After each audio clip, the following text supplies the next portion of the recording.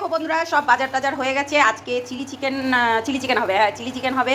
এখানে আছে গাজর, ক্যাপসিকাম আর সব আছে। এগুলোকে বার করতে হবে। লঙ্কা, ডিম, কর্নফ্লাওয়ার, এই দেখো 3 রকম সস, এই যে কাজু কিশমিশ, এটা হচ্ছে তোমার চিকেন ফ্রাইড রাইস হবে।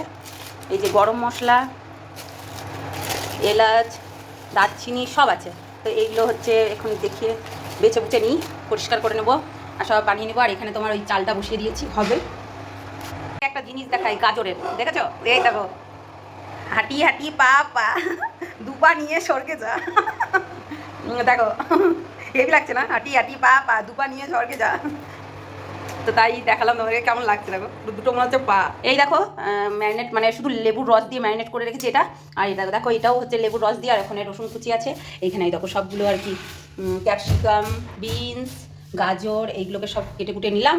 আর এই পেঁয়াজের এইগুলো ছাড়িয়ে দিয়েছি। এখন এগুলোকে ফ্রাই করে নেবো আর তারপরে চিলি চিকেনটা করবো। চিকেন ফ্রাইড রাইসের জন্য আগে এটা করে নিই। চলো তাড়াতাড়ি করি, দেরি হয়ে যাচ্ছে।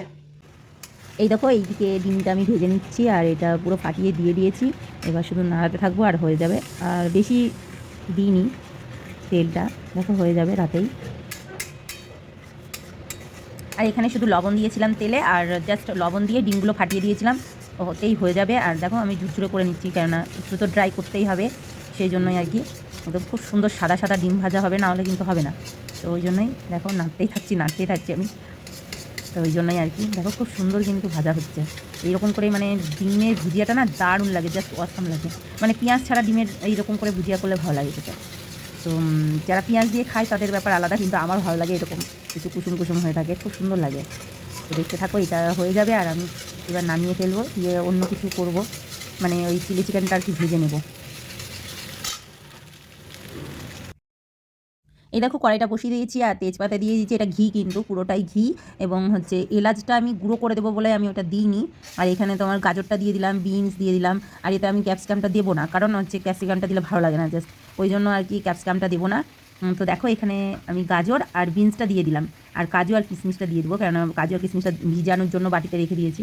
তোমাদেরকে দেখাচ্ছি, দাঁড়াও। এরকম একটু নেড়ে দিচ্ছি, কারণ লেগে যাবে। আর দুটো লঙ্কা দিয়ে দিয়েছিলাম, দেখতে পাচ্ছ। আর এই দেখো কাজু আর কিশমিশটা একদম মানে মানে ওই যে গাজর ইয়েগুলোকে জোড়া জোড়া লেগে থাকে, তো ওইগুলোকে ছাড়িয়ে আমি নিয়ে নিয়েছি। এখানে বিনস, গাজর আর হচ্ছে কাজু, কিশমিশ, তেজপাতা এইগুলো দিয়ে ভালো করে ফ্রাই করে নেবো। দিয়ে দেখো এখানে লবণটাও দিয়ে দিলাম। লবণটা পরিমাণ মতো দেবে। আর এখানে দেখো চিকেনটা আমি ম্যারিনেট করে রেখেছিলাম, ওই চিকেনটা দিয়ে দেবো। একটু হালকা ফ্রাই হওয়ার পরে কিন্তু চিকেনটা দিবে অবশ্যই, কেননা একটু গাজরটা কাঁচা কাঁচা থাকলে ভালো লাগবে না। আর চিকেনটা সফট হয়ে যায়, যেহেতু লেবুর রস মাখানো ছিল, সেই জন্য আর কি মানে সফট হয়ে থাকবে। এটা বেশিক্ষণ নাড়বো না, জাস্ট একটু নাড়িয়ে ভাতগুলো দিয়ে দেবো। দেখো ভাত একদম ঝরঝরে একটা একটা ভাত হয়েছে। আর এর ভেতরে দিয়ে দিলাম, কারণ বুঝতেই পারছো মানে এই টাইমটাই মানে প্রচণ্ড একটা রিস্কের কাজ হয়ে যায় যখন ভাতটা ঝরঝরে না হয়। তো 70% কুক করবে, সবসময় মাথায় রাখবে। 70% কুক করলে কিন্তু ভাতটা ঝরঝরে হয়ে যাবে। এবং আমি কিন্তু কোথাও তুলে রেখেছিলাম না ভাতটা, দেখো পুরো একটা একটা হয়ে আছে। আর অবশ্যই বারবার করে বলবো লবণটা পরিমাণ মতো দেবে, না হলে কিন্তু অসুবিধা হয়ে যাবে। মানে ভাতের সঙ্গে অ্যাকচুয়ালি লবণটা ইয়ে করে দিতে হবে, পরে আবার ভাতের সঙ্গে খেতে গেলে আবার ইয়ে থাকে না। এই দেখো পকোড়ার তেলটা এখানে কড়াইয়ে চাপিয়ে দিয়েছি। আর এদিকে আমি ভাতটাকে দুভাগ করে নিয়ে তারপরে হচ্ছে আবার ফ্রাই করছি। দেখো দুটো জায়গায় নিয়ে নিয়েছি, দিয়ে আর কি ফ্রাইটা করছি। আর অবশ্যই এটা পুরোটাই ঘিয়ে করেছি। আর এখানে দেখো পকোড়াগুলো ভাজতে দিয়ে দিয়েছি, মানে চিকেন পকোড়াটা। তো ওইটা ভেজে নেবো আর এদিকে ফ্রাইড রাইসটা করে নিচ্ছি। মানে খুব তাড়াহুড়ার মধ্যে ছিলাম সেদিনকে, ওই জন্য আর কি আমার কাজটা মানে খুব মানে লেট হয়ে গেছে ওই জন্য। দেখো এইদিকে ভাতটা আমি উঠিয়ে নিচ্ছি। আর খুব সুন্দর দেখো, একদম একটা একটা পারফেক্ট হবে, বুঝেছো? তোমরা এরকম করে, একদম ইজি ব্যাপার, কোনো ব্যাপার নেই। আর হ্যাঁ, তোমাদেরকে ওই এলাচ গুঁড়োটা আমি দেখাতে ভুলে গেছি। গরম মশলা আমি সব কিছু একটু মানে হালকা করে গরম করে নিয়ে আমি গুঁড়ো করে নিয়েছিলাম। তো সেটাই আর কি। আর তোমরা চাইলে বিরিয়ানি মশলাটাও দিতে পারো, খুবই ভালো লাগে।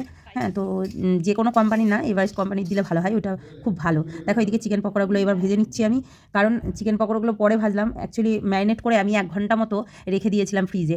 1 ঘন্টা ঠিক না, মানে আধা ঘন্টা মতো আমি রেখে দিয়েছিলাম ফ্রিজের মধ্যে। তো দেখো তারপরে বের করে আর কি ততক্ষণে আমি ফ্রাইড রাইসটা আর কি করে নিচ্ছিলাম। তো দেখো একদম পুরো পারফেক্টভাবে ভাজা হয়ে গেছে। এইবার এইবার তুলে নিব। জাস্ট দেখো ফুলে ফুলে গেছে।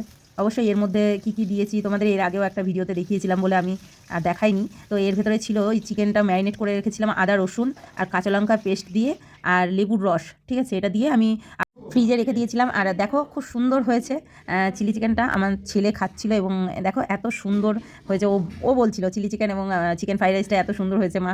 তো সেটাই আর কি আমি তোমাদেরকে বললাম, মানে আমার ছেলে খেয়ে বললো বলেই বললাম। আর ও প্রচণ্ড মানে একটু করতে পারে বেশ, জিনিসগুলোকে রিভিউ দিতে পারে।